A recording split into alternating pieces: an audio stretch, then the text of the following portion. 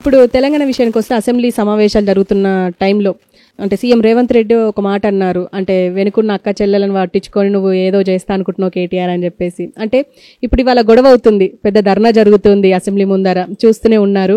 అసలు ఈ విషయంలో మీరేమంటారు? ఈ విషయంలో ఒక్కటే ప్రజలు గుర్తిస్తున్నారు. ఒక అల్పుడికి అధికారం వస్తే, ఒక అల్పుడిని ఆసనం మీద కూర్చోబెడితే అతని చర్యలు ఎంత హేయంగా అసహ్యంగా అసభ్యంగా ఉంటాయి, అతని మాటలు ఎంత అసహ్యంగా ఉంటాయి, చర్యలు ఎంత ఉంటాయి అనటానికి నిదర్శనం రేవంత్ రెడ్డి. అతని భాష కానీ ఇప్పటికి సీఎం అయ్యామే, మనం ఏదో చంద్రబాబు పక్కన సామంత్ రెడ్డిగా ఉన్నప్పుడు సోనియా గాంధీని తిట్టినట్టు తిట్టాం, ఇష్టం వచ్చేది తిట్టాం.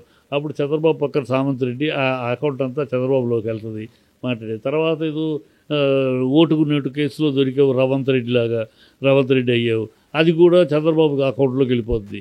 సరే, ఇప్పుడు నువ్వు సీఎం రేవంత్ రెడ్డి, ఇప్పుడు ఏదైనా నీ అకౌంట్లోకి వస్తుంది. సీఎం రేవంత్ రెడ్డి అయ్యాం మనం, కొంచెం భాష బాగుండాలి, బాడీ లాంగ్వేజ్ బాగుండాలి, కొంచెం బిహేవియర్ బాగుండాలి, ఒక పద్ధతిలో మాట్లాడాలి. మనం వీధి రౌడీలాగా మాట్లాడకూడదు. అసెంబ్లీలో కూడా ఆ భాష, ఆ రెచ్చిపోటాలు, చిల్లర బాడీ లాంగ్వేజ్తో మాట్లాడాలి ఉండకూడదు.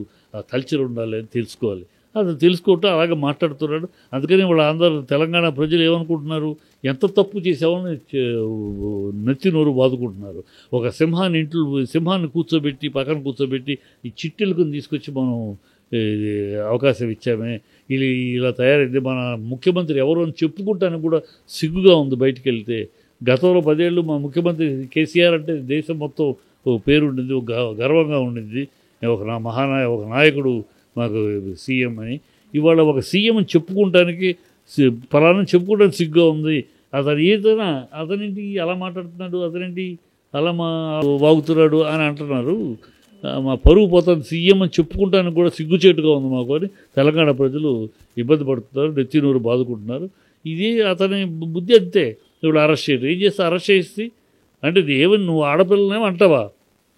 ఎంత హీనంగా పబ్లిక్గా ఇది అసెంబ్లీలో మీ వెనకున్న అక్కలను నమ్ముకుంటే జూబ్లీ హిల్స్ బస్ స్టాండ్లో అడుక్కోవాలా అంటే ఆడపిల్లని అంత అవమానిస్తుంది. ఆవిడెవరు? నువ్వు పుట్ల వాళ్ళ ఆయన మంత్రిగా ఉన్నప్పటికీ, ఇంద్రారెడ్డి గారు మంత్రిగా ఉన్నప్పుడు నువ్వు ఇంకా రాజకీయాలకు పుట్ల.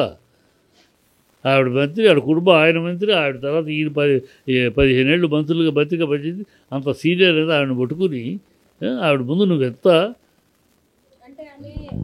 కాంగ్రెస్లోకి రావాలి అని చెప్పేసి రేవంత్ రెడ్డిని నీకు మంచిగా చేసింది.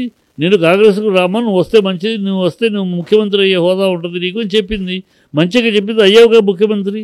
ఆవిడ వేరే పార్టీకి వెళ్తే నీకు ద్రోహం కాదు కాదు, నీకు మంచిగా చేసింది. నీకు మంచి చేసింది ఆవిడ, మోసం చేసింది అని అంటే బుద్ధి ఉందా మాట్లాడటానికి?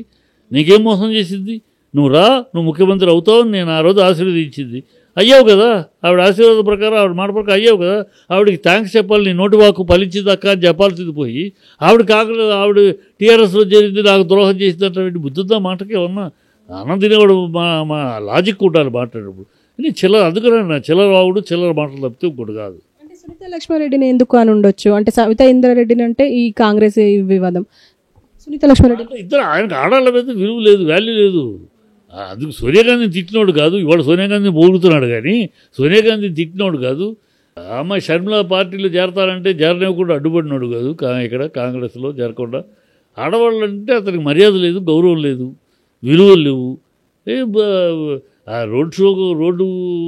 రోడ్లో పడి అరుపులు కేకలతోటి పిచ్చి వాగుడుతోటి అలా నడిపాడు రాజకీయం అనుకోకుండా తంతే గాలి బుట్టలు పడ్డ సీఎం అయిపోయాడు.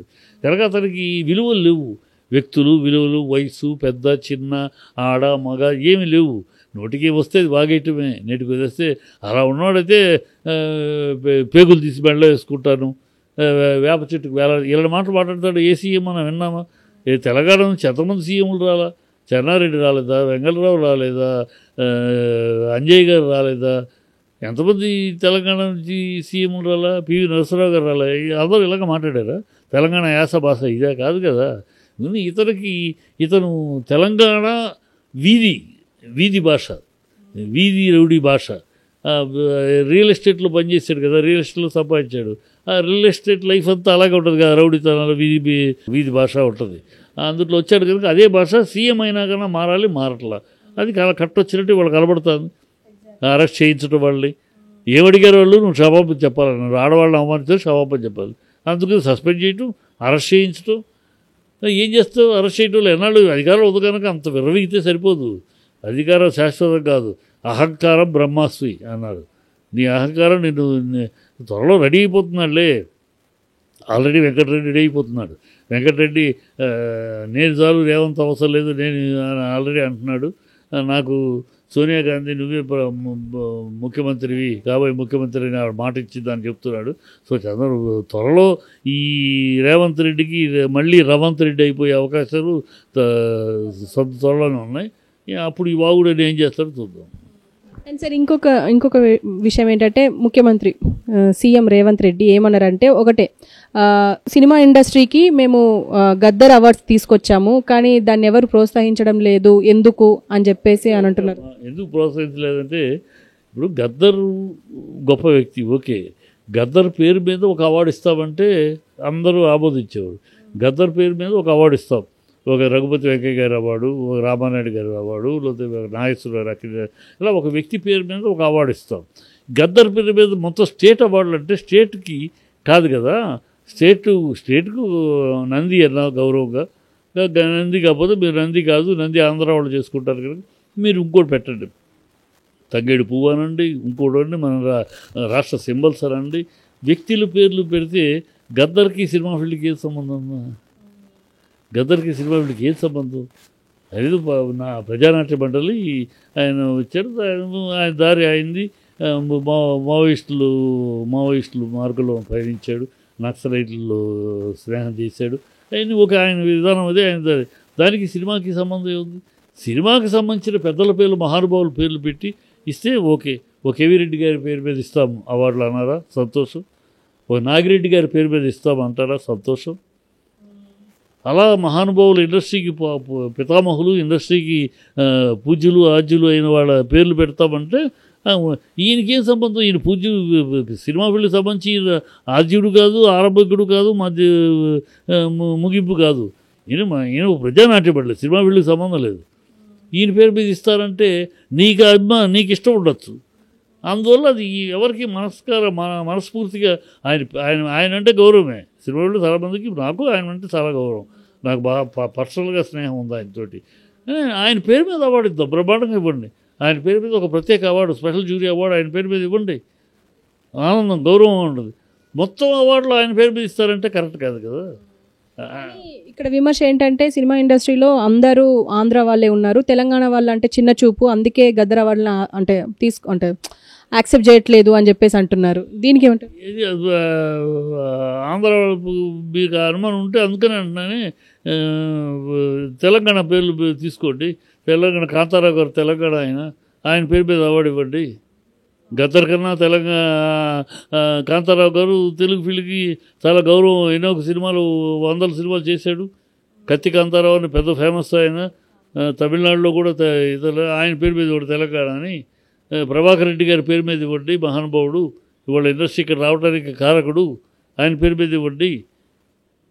ఎంతమంది లేరు? తెలంగాణ వాళ్ళు లేరా? ఉన్నారు. మీరు ఇవ్వాలనుకుంటే తెలంగాణ పేరు సినిమా ఫీల్డ్కి సంబంధించిన వాళ్ళకి ఇవ్వండి. సినిమా వాళ్ళకి ఏమాత్రం సంబంధం లేని గద్దర్ గారి పేరు మీద సినిమాకి ఏం సంబంధం అండి? గద్దర్ గారి పేరు వీటికి ఇవ్వండి, నృత్య కళాకారులకి, గాయకులకి ఇవ్వండి. అంతేకాని సినిమా అనే ప్రక్రియకి ఆయనకి సంబంధం ఉందమ్మా.